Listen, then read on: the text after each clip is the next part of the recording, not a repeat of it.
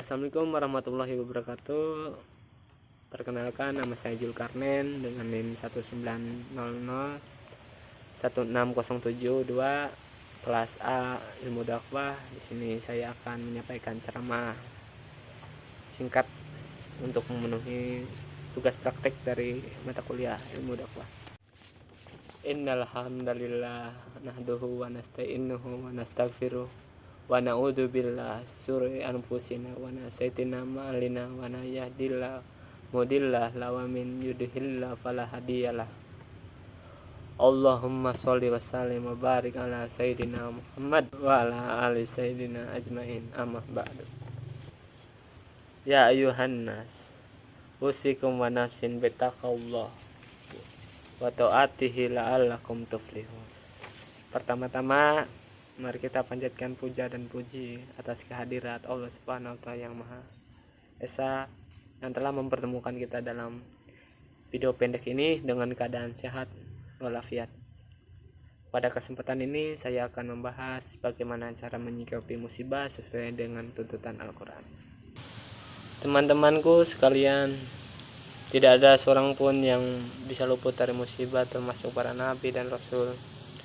Dan tiada jenis musibah apapun yang menimpa melainkan dengan seizin Allah Subhanahu wa Ta'ala. Dunia saat ini sedang dalam keadaan terkena wabah virus corona yang berdampak pada bidang kesehatan, ekonomi, pendidikan maupun agama. Sekarang ini kesenangan menjadi kesedihan, kesusahan menjelma menjadi kegagalan, dan kebaikan pun bisa menjadi kejahatan. Orang jadi kesulitan untuk memenuhi kebutuhan pangan, hilang pekerjaan, terjadinya KDRT, dan bahkan kematian pun datang bertubi-tubi. Untuk itu Allah mengingatkan kita dalam firman-Nya dalam surat Al-Baqarah ayat 155 sampai dengan 156. Bismillahirrahmanirrahim. Wala nablu wanakum bisyai'im minal khawfi wal ju'i naskim minal anwali wal anfusi was samarat wa basirin sabirin alladina ida ashabul musibah qalu inna illahi wa inna ilaihi raji'un, yang artinya, dan sungguh kami telah memberikan cobaan kepada kalian dengan sedikit ketakutan, kelaparan, kekurangan harta, jiwa, dan buah-buahan. Dan berikanlah berita gembira kepada orang-orang yang sabar, yaitu orang-orang yang apabila ditimpa musibah mereka mengucapkan inna lillahi wa inna ilaihi raji'un. Menurut Profesor Dr. Quraish Shihab, sesungguhnya orang-orang yang ditimpa musibah hendaknya merasa yakin bahwa kebaikan, keburukan dari segala sesuatu berasal dari Allah, lalu berkata, diri kami ini adalah milik Allah dan kami akan kembali kepadanya. Untuknya kami persembahkan puji syukur atas segala karunia, dan kami harus bersabar jika mendapatkan ujian dan diberi pahala atau balasan. Musibah yang diterima secara positif akan mendapatkan peluang, ibrah, hikmah, dan anugerah.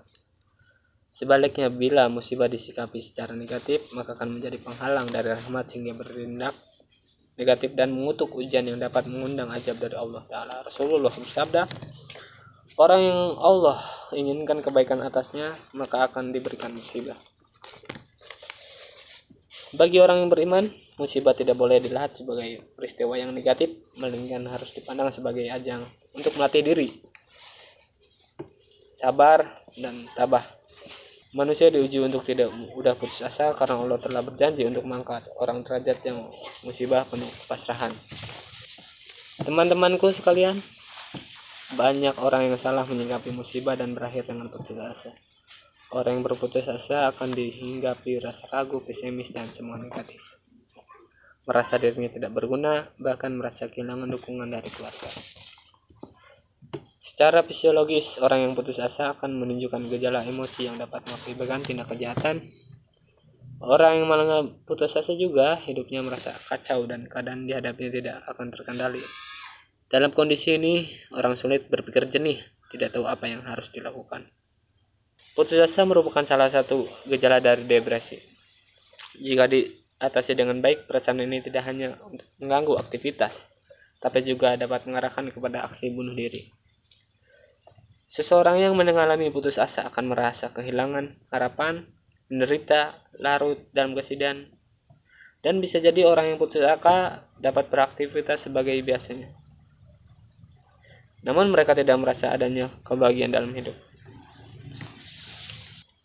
Allah berfirman, dan apabila kami berikan kesenangan kepada manusia, niscaya berpalinglah dia dan membelakang dengan sikap yang sombong. Dan apabila dia dalam kesusahan, niscaya dia putus asa.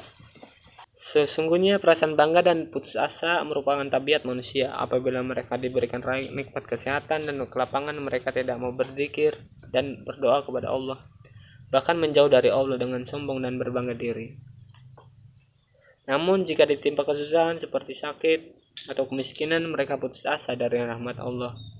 Padahal Allah memberikan solusi untuk mengatasi putus asa dengan membaca Al-Quran, zikir, bersikap sabar, perbanyak berdoa, dan meningkatkan rasa syukur kepadanya. Dalam surat Al-Hijr, yang artinya Ibrahim berkata, "Tidak ada orang yang putus asa dari rahmat Allah, kecuali orang-orang yang sesat." Pada surat Al-Baqarah pada ayat 214 dijelaskan bahwa, apakah kalian mengira akan masuk surga dengan hanya menyatakan keislaman dan tanpa diuji seperti hal-halnya sebelum kalian? Mereka diuji dalam digoncangkan dengan berbagai cobaan, kemiskinan, penyakit, dan kesengsaraan, sampai-sampai Rasulullah sendiri orang-orang yang bersamanya berkata, "Bilakah pertolongan Allah akan tiba?" Saat itu Allah menepati janjinya dan mengatakan kepada mereka bahwa pertolongan itu sudah dekat. Yakinlah bahwa tidak ada beban musibah apapun yang tidak bisa dilewati. Allah akan memberikan beban sesuai dengan kekuatan masing-masing. Sebagai firman-Nya dalam surat Al-Baqarah ayat 286, yang artinya Allah tidak membebani seseorang melainkan sesuai dengan kesanggupannya.